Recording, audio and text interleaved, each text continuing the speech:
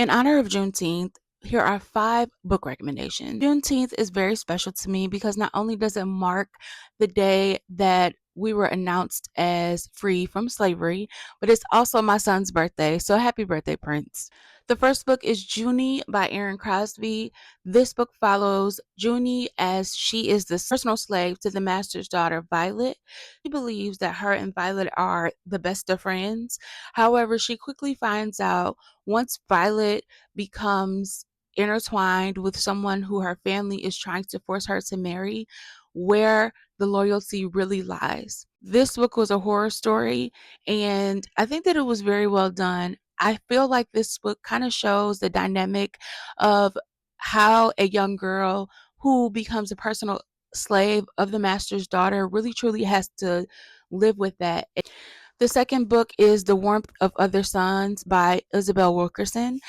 This story really talks about how, after slavery, some of the people that were living in the South migrated north for a better life and how the life was for them before they migrated. The next book is Blood Slaves by Marcus Redmond.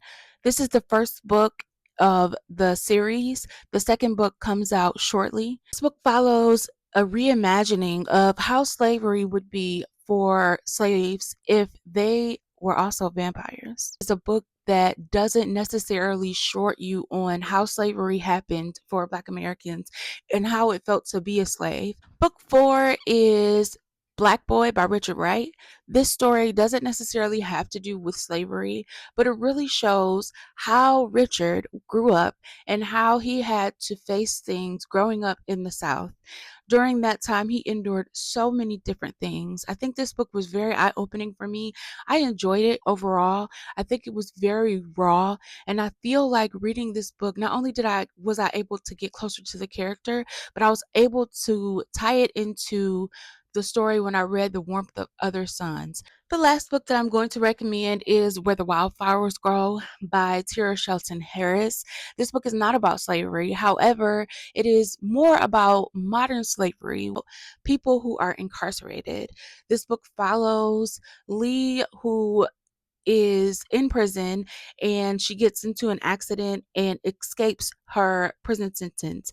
Those are 5 books that I recommend to you that you may not see on anybody else's page for this wonderful holiday, Juneteenth.